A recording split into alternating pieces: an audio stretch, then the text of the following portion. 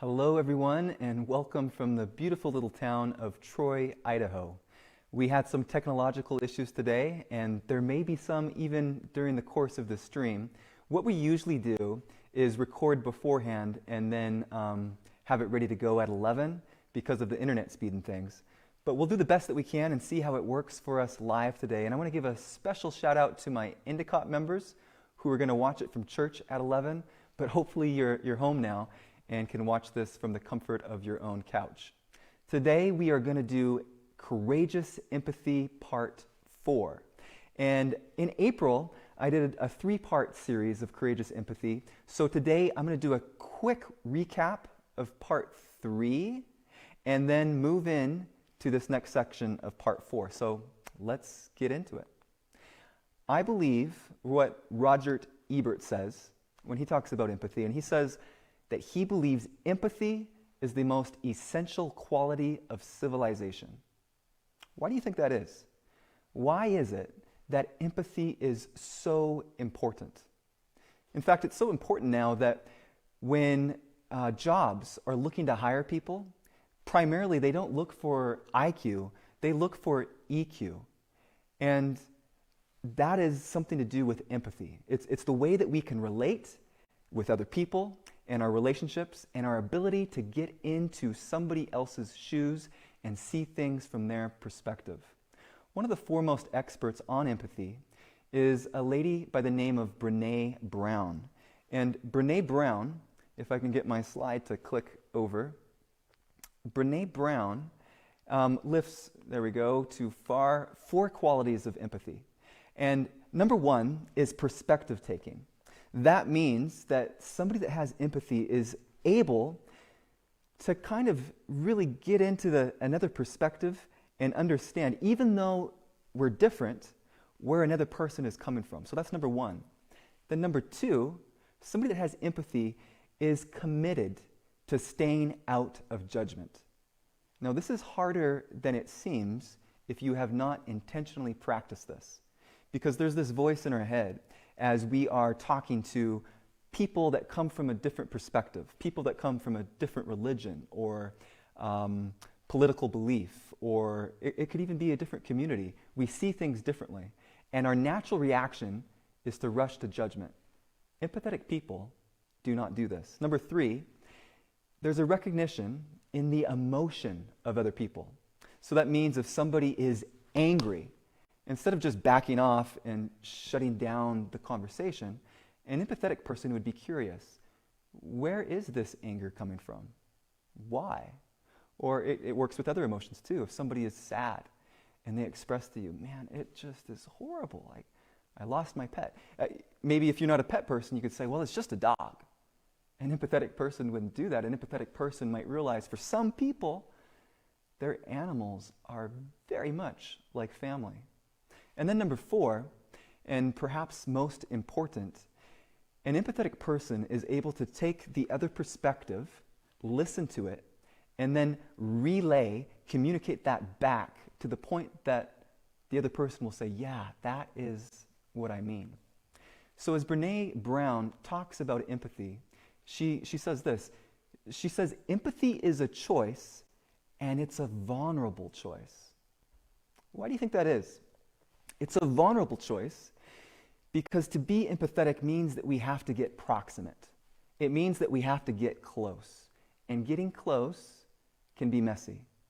What if somebody is really angry? Are you going to step in then? An empathetic person would. What if somebody's really sad and you don't know how to comfort them? You don't know what words to say. Well, an empathetic person, even if they don't know what to say, how to respond, draws in. And this also relates, it's vulnerable because sometimes we try to build bridges between communities and religions and political perspectives that might be different from the community that we ourselves belong to. And sometimes, if we express empathy to the other side, we can be judged as a traitor or a heretic or, whatever language we have for politics, like a liberal or a crazy conservative, whatever it is, that can be a judgment that breaks down those bounds. So moral courage comes from standing up to those with whom you agree on behalf of those with whom you disagree. And I think this is so important that we need to be taught how to have these vulnerable, empathetic conversations. Because being taught to avoid talking about politics and religion has actually led to a lack of understanding of politics and religion. What we should have been taught was how to have a civil conversation about a difficult topic. So for any educators listening in, or for any parents listening in, if I could give one piece of advice in the formation and shaping of the next generation of young adults, it would be to teach them to draw in, to become proximate, and to have these difficult conversations. Because we've seen avoiding them has not led to a better society. It's led to a more polarized one. So we need to address these things head on. Now, we're going to have disagreements, of course. But the difference is, how do we engage in those disagreements? Can we be civil? Can we have respect? And if we have those things, and we come from a Christian perspective, we can actually infuse Christian-centered love into an environment that so needs it. So let's continue on, and I'm going to talk about a book that I read in 2019 that was super impactful for me in helping me navigate some of this conversation. The book is called How Decent People Can Save America from the Culture of Contempt.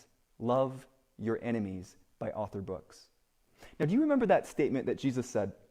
He said in the Sermon on the Mount that even the unchurched, even people that are not within the church community, and the word he uses for these people is pagans, even pagans can love their own family and they can love their own friends. But his call is deeper than that. Jesus says you are to love your enemies. Can't do it naturally. It takes a supernatural commitment to have the Spirit of God living in you. So what Author Books does next is he takes this commitment to love your enemies and he gives us some practical advice on how to do this. And in doing that, he brings up a renowned psychologist. This renowned psychologist is named John Gottman. And John Gottman is one of the foremost experts when it comes to marriage and marriage counseling. And what Brooks does in this conversation is he uses Gottman's advice that applies to marriage and then takes that and tries to inform us how we could use that in political and religious complicated discussions. So here's what he says. Gottman has studied thousands of married couples. After watching a couple interact for just 1 hour, he can predict with 94% accuracy whether that couple will divorce within 3 years. How can he tell?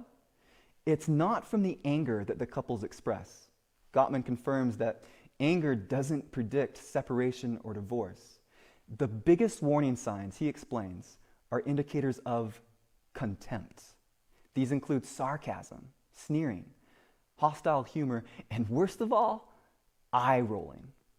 And I think if we were to update that to apply to the social media world, you know, I don't love that Facebook added some of these different emotion responses, like the laughing face and the really mad face. Applied in the right context, they're completely okay. But what they end up doing when there's this culture of contempt, they can pile on, and anybody that gets the angry face response or the laughing face response, are they going to say, oh, I guess what I said was really dumb. I should change it. That's not the way that we respond. We respond by retaliation meets retaliation. So this is important, though. There is a big difference between anger and contempt. Anger may be righteous. Contempt never is. While anger seeks to bring someone back into the fold, contempt seeks to exile. Now let me just explain that for a second before I continue on with the quote. So anger sometimes is proof that you care. You can be like, why did you do that? Out of the love and misunderstanding of, oh, how could this be? This is somebody that I love. Why did you do this? And it wants to say, let's fix this. But contempt doesn't do that. Contempt seeks to exile. And Brooks goes on, he says, it attempts to mock, to shame, and permanently exclude from relationships by belittling, humiliating, and ignoring.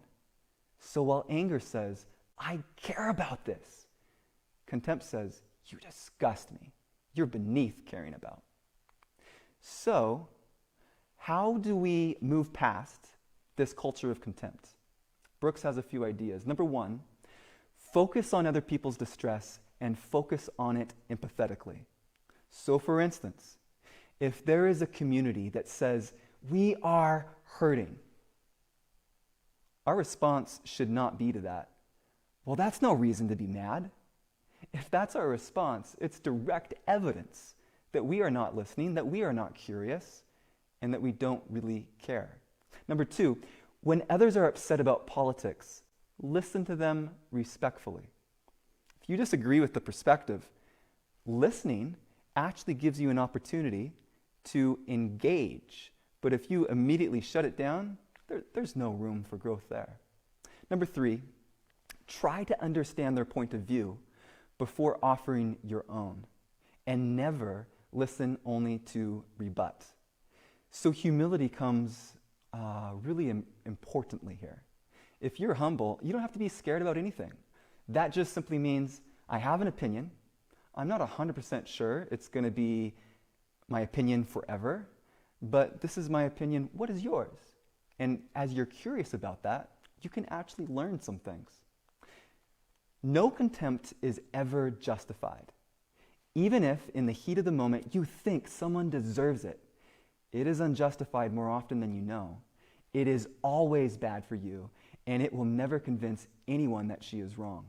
So let me break that down just a little bit more.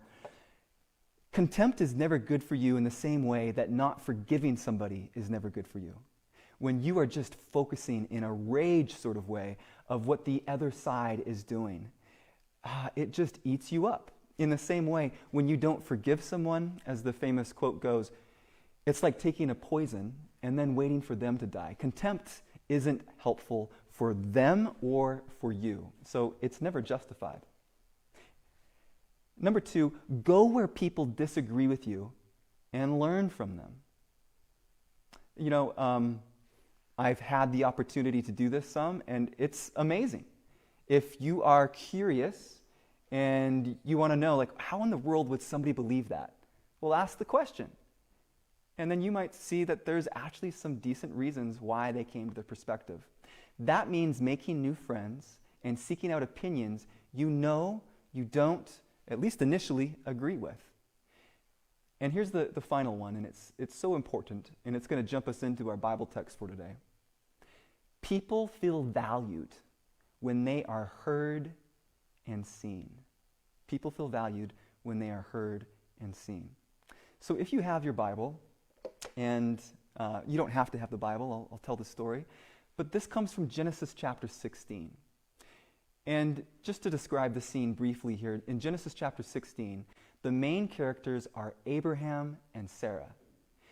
Abraham has left his own home country, and God has told him that he's going to make of Abraham and his wife a multitude of people. In fact, he says, your descendants are going to be as numerous as the stars. Except there's only one problem. A couple problems, really. But so far, at this point in life, they've wanted to have children, but they haven't been able to. But God says that's not going to be the case. I'm going to make you a father. But time continues to go on, and still no child. In fact, they're getting old. So Sarah thinks about this, and she wonders, maybe, what if we just help God along a little bit? Because I have this maidservant, and the more direct, correct terminology might be slave. She has a slave, and her name is Hagar. And she thinks, and she wonders, maybe what if I made Hagar sleep with Abraham, and they had a child? That way we could fulfill the promise. So she talks to Abraham about it. Abraham concedes, And sure enough, the slave girl, Hagar, becomes pregnant.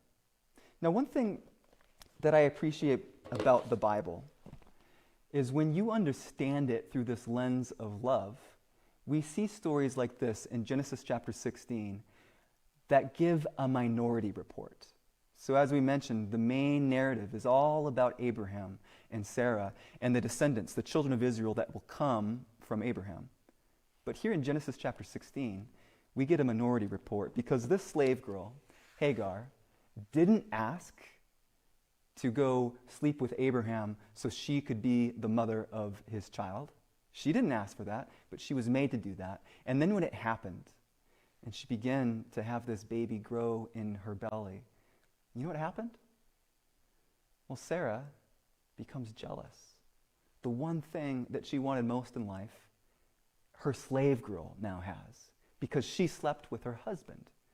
And even though Sarah made her slave do that, she becomes jealous and full of contempt to the point that she has a conversation with Abraham, and they decide together to kick her out. So now picture Hagar. What is she going to do? Her community has left her, abandoned her, kicked her out the door, and now she's wandering in the desert. She doesn't know where she's going to get her next meal. She doesn't know where she's going to drink her next cup of water. And in this condition, as she's crying out to a God that doesn't seem to be there for her, she is encountered by a God who sees.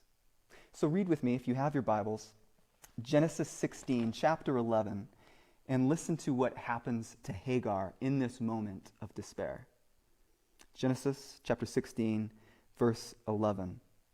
God says, "Behold, you are with child, and you shall bear a son, and you shall call his name Ishmael, because the Lord has heard your affliction." So part one in this story is this little child that's growing in her belly gets the name Ishmael, which means God hears. And this boy that will be born will always be a reminder for Hagar that in that moment of distress and abandonment, God was there and he heard your cry of affliction. So then the text goes on, and I'll jump to verse 13. This is a God who hears, and then she called the name. This is speaking of Hagar. Then she called the name of the Lord who spoke to her. "You are the God who sees." For she said, "Have I also here seen him who sees me?" And the Hebrew word for what she said, "You are the God who sees," is El Roi. And do you think this God can still see today the mothers that cry about their lost boys? The families that are in agony over the hurt and pain that they go through. Do you think that God sees, that he hears your pain? I think he does, because the other terminology for God that we get in the Bible is I am. That means that he is the one who is present. And in Psalms 56, verse 8, it says he records our tears and he places them in his bottle. He knows. He understands. And the first narrative that we get, right as Moses is given the command to take the children of Israel out of slavery, is this. Exodus 3, verse 7. "Then the Lord said, I've clearly seen my people oppressed in Egypt. I've heard their cry of injustice because of their slave masters. I know about their pain." This is a God who hears. This is a God who sees. And do you know what? The Bible tells us that we are this God's witnesses. And you know what a witness does? A witness sees. A witness hears. And a witness testifies. We point people that are in pain to this God who understands the pain. That's why I believe that empathy is the most essential force on earth, as Roger Ebert said. And I believe that empathy is evangelism for the 21st century. Now, I want to be real with you this week, and I hope I'm always real, but this last week has been interesting for me. So I'm a pastor in this little town of Troy, Idaho. Beautiful people here, about 800 people in the town. And this week, I wanted to engage some of the things that I have seen, some of the things that I have heard. And I wanted to engage as a pastor in an empathetic way. So I wrote a post and I hit enter on Facebook. And I do this all the time. But what was interesting about this particular post is it ended up going viral, at least viral for me. And it has had 25,000 about shares. And in the course of all of this interaction and shares, I have heard from people that have been hurt from the church, people that have been mistreated and have left the church, atheists, agnostics, but they resonated with this idea that God sees, God hears, and they resonated with a pastor that would be willing to speak to that.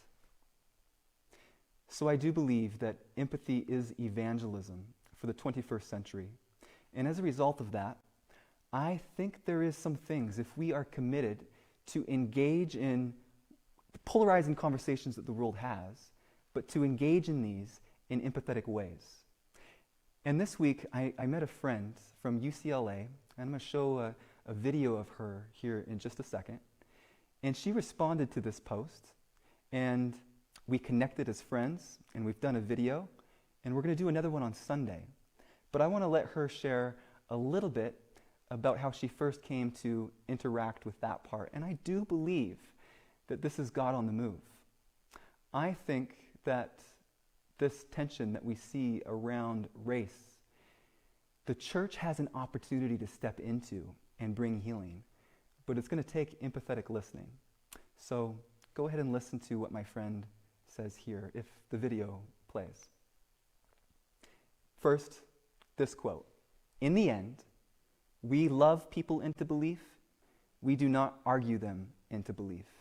And that means that we have to be committed to empathetic listening." So here's the clip.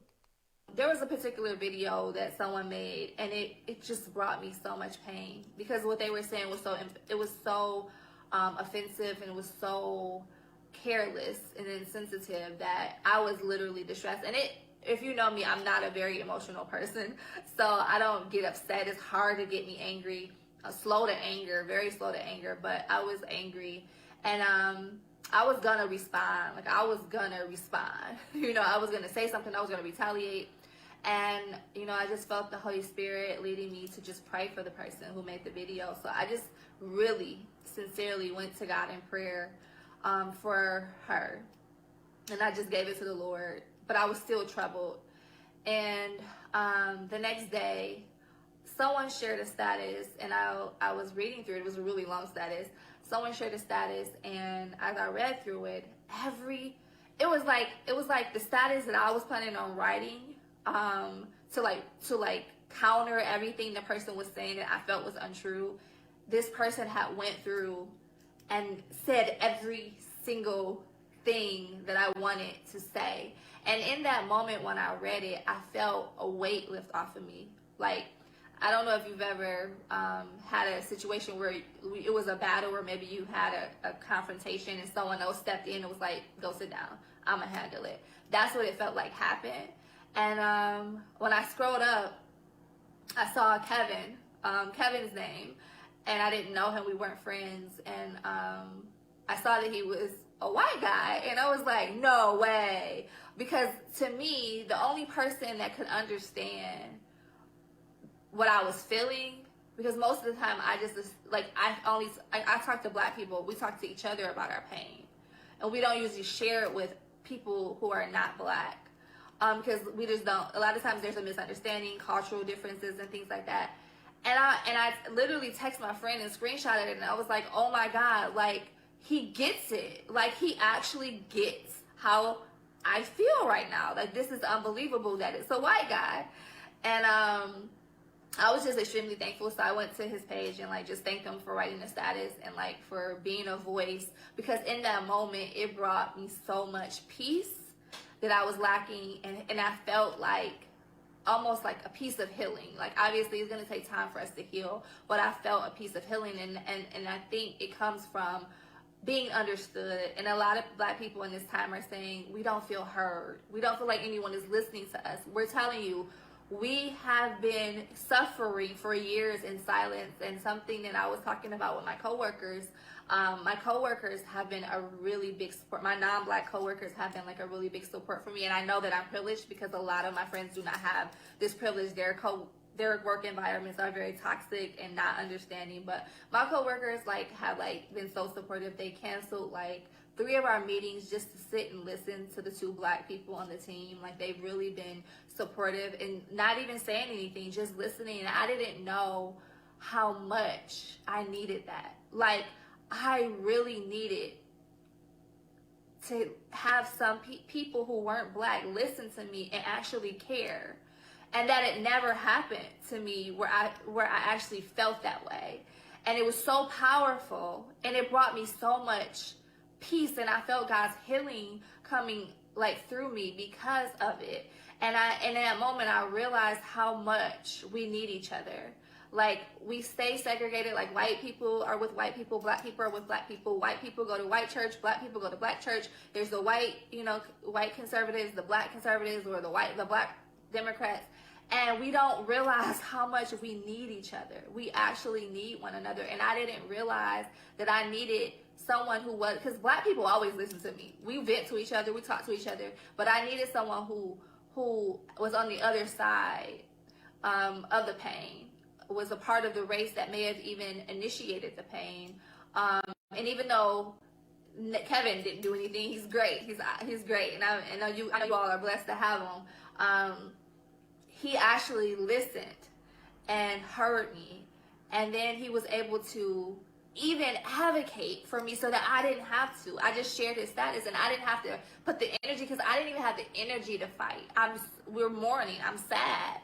And so I was extremely thankful for him for doing that. And so one of the things that we were able to do is just sit down and have a conversation where we listen to one another. And it's really been just, it's all God, because like only God can make a connection like this fast and bring healing into someone's life. And so we found out that we were both social workers, and we were able to talk some more about like just the misunderstandings between the white community and the Black community. A lot of times, we're not talking to one another in a way that we can understand and even get to a place of restoration. And so we're both are very much so passionate about restoration. And so one of the things that I do in my career is restorative circles. I don't know if you've ever heard of restorative practices, where you sit down with 2 parties, like a offender and a victim, or 2 people who are at odds, and you have a restorative circle where you talk through it and bring understanding and confession and repentance that can lead to restoration. And so we are planning to actually do a virtual restorative circle together, which I'll kind of share with you in just a moment. But one of the biggest things is that we want to create an environment where we're talking. We need to talk, like Blacks and whites need to talk to each other first. Like we can't move to solutions. We can't move to the phase where we can become united if we don't talk to one another. And so I was just really thankful for Kevin, like listening to me and listening to what the Black are saying and what we're feeling right now, and being able to be a support, and if nothing more, just a support and an ear to listen, like having an ear to listen, basically. And so I want to invite you all to come. We're going to be having a conversation and talking about some really hard issues that I think I've seen Blacks say about whites, and whites, their concerns about Blacks. And so we're going to sit down and have hard conversations in a very respectful, safe environment where we can hopefully bring some level of understanding and reconciliation between all of our brothers and sisters, because in God's eyes we're one, right? And so I just thank you all for listening. I hope that you will join us. I know Pastor Kevin can give you the details about the time and where we're going to be virtually. And I hope that we can ultimately, and I know we can, with God, we will. We're all believers that we will reach a place of reconciliation, because we're going to be reconciled. We're going to all be together when we're all in heaven, right? So God bless you. Thank you all for listening. And yeah, thank you for listening to me. Okay. I'm glad that you were able to meet my friend Dina. As you can see, she has a beautiful soul. We connected because we both have social worker hearts, and I think we connected because God is trying to work on this ministry of reconciliation. Now, what I would like you, church family, to do for me and for Dina is pray for us and pray for everybody that's engaged in this conversation, because empathy, as Dene Brown said, is a choice, and it's a vulnerable one. It's vulnerable because we can be judged by our own community for being too empathetic to the other side. And empathy can seem like an act of betrayal for a community that we naturally come from. As I mentioned, I'm from Troy, Idaho, and it's beautiful here with beautiful people. And Danina, or my friend, I on the spot forgot the name, comes from Detroit, Michigan. She's currently living in UCLA, and it's a different context. The white community, the black community, but what we are committed to together is to have these restorative conversations where we can take these issues head on and try to lead with empathy. So we had a conversation recently, and you can see it on our Facebook page, and we model how to do this. But as was mentioned, we're going to have the conversation where we get into all of these issues about race tomorrow. That's Sunday, June 14, and it will be on my personal Facebook page as well as her personal Facebook page. And what we're going to do here, this isn't about politics. Believe me, as a pastor, the reason that I'm engaged is not because of partisan thinking. It's because I care about the hurt that I see in my friends. I care about that, and I believe in the God whose name is El Roy. This is a God who sees and a God who hears. And an empathetic response is not to dismiss another community's pain. It's to be curious, to try to understand. And I heard stories this week. I heard one story of a little girl who, when she was just 9 years old, got slapped by a police officer. Now, am I saying all police officers are bad? Absolutely not.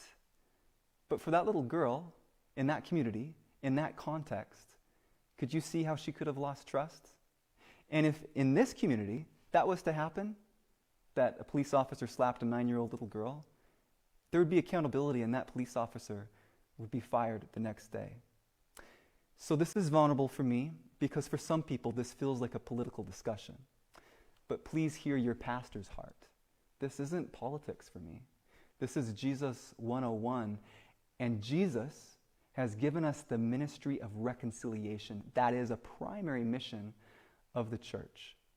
So if you find yourself feeling a little bit, should Pastor Kevin go there? What is he doing? I take that, I hear that, I can get things wrong and recognize that. I don't have it all perfect. But what I am convicted of is these conversations need to be happening, and they need to be happening in a civil manner and with respect and thoughtfully so. And I think we're going to try to model that this Sunday. And if you have questions that you would like to have addressed in a respectful way, private message me, and we'll do our best to do that on Sunday. And then the final thing, I'm not sure what time it is right now currently because we had the technological delay. I think I saw the hand at 1. We're having a church family meeting here at the Troy Church at 2. And we are going to discuss the church reopening. And we have social distancing measures in place on the pews that I'm looking at here right now. And we're going to discuss some new ways that church can be fun going forward. So it starts the last Saturday in June. But in about an hour at 2 o'clock, those that want to come, let's meet at the church. And we're going to discuss what we're going to be doing. We're going to meet at when church starts at 10:45, and I'm going to keep recording my sermons, but I'm not going to do the sermon during that time. We're going to have it family focused. We might do things like Bible Jeopardy and other creative ideas, but I want to come hear yours, and we'll do that then. So please, let's pray together. Pray for me. Pray for our nation. And may we be committed, especially if we are Christians, to loving our enemies and engaging with careful listening and empathetic love. Let's pray. Dear Father in heaven, we thank you that you are the God who hears and the God who sees. Help us to be your representatives. We are your witnesses. And these political discussions can be so difficult, and nobody wants partisan thinking coming from the church. Believe me, I don't want to be that either. But we don't want to allow that to keep us from speaking biblical truth that would allow for true reconciliation to take place. So, wherever people are being courageously empathetic and being vulnerable, may you draw close with your Holy Spirit to both convict and to comfort.